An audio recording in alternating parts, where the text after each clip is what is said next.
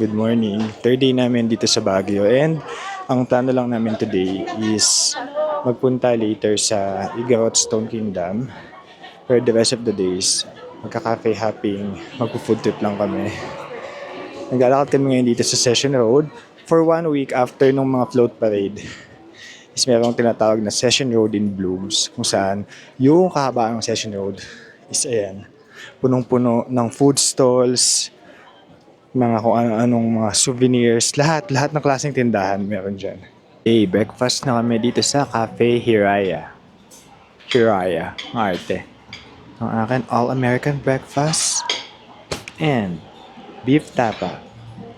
Tuloy ang aming chill day sa Baguio and bumili siya nitong Uji Matcha na nakikita rin namin sa TikTok. Dito lang kami sa may sa parang rooftop ng Baguio. Doon sa banda doon, may mga flower na mga designs, mga decorations. Tapos maganda dito kasi, ayan, tanaw na tanaw mo yung view. At malamig ngayon, so perfect for chill-chill lang talaga na araw. Yung walang masyadong hinahabol na itinerary. Next naman namin ay dito pa din sa SM Baguio sa Chocolate de Baterol na nasa Camp Janhe yung original nila, pero branch. Pero dito na lang kami sa SM Baguio kasi nandito na rin naman kami.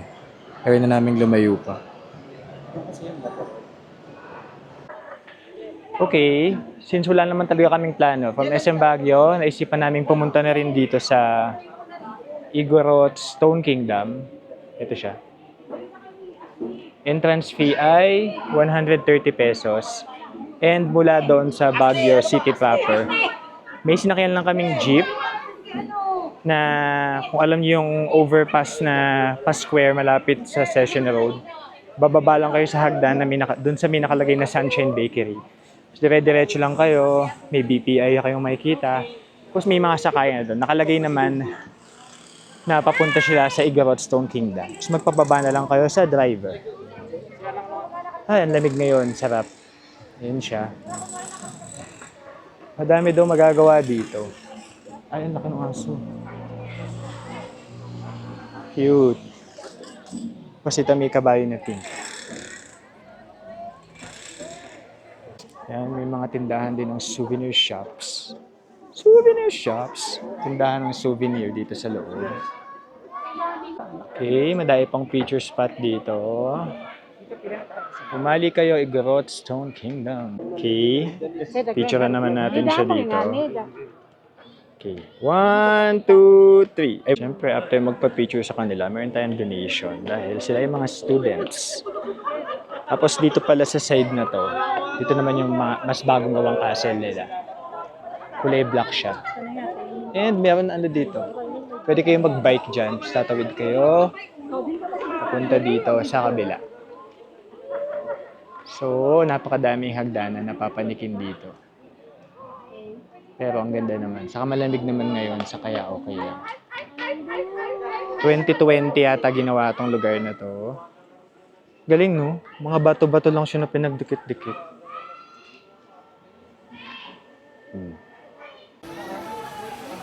Yun yung nagbabike.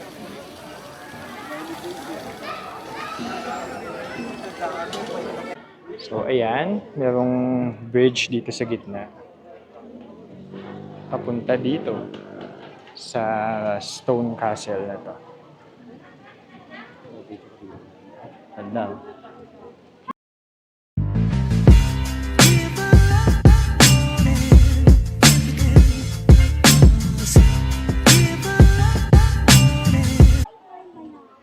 Okay, panik tayo at mag-explore. Ay, dito tayo. Ayun, parang malaking area dito. Plaza. Ganda!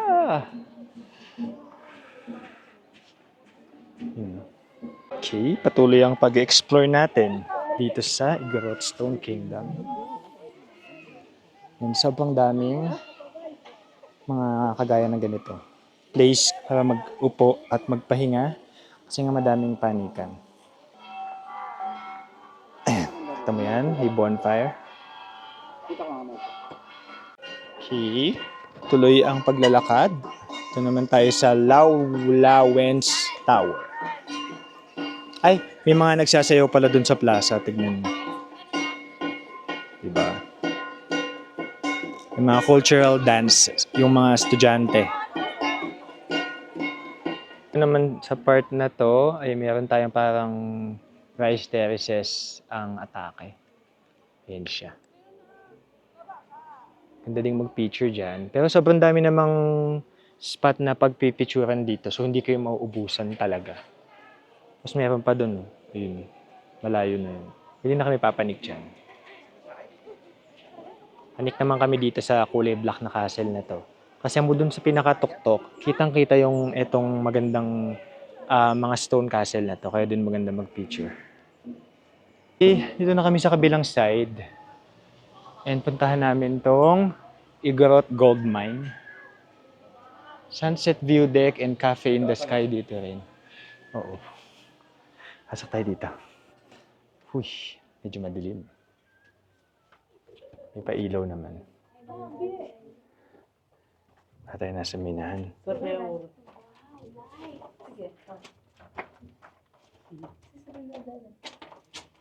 Wala na pala. Ayan na siya pala.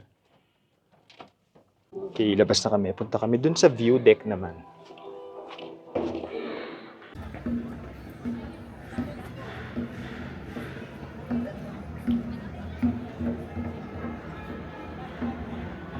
Ayan, kung gusto niyo ng bicycle zipline, 500 pesos per person siya.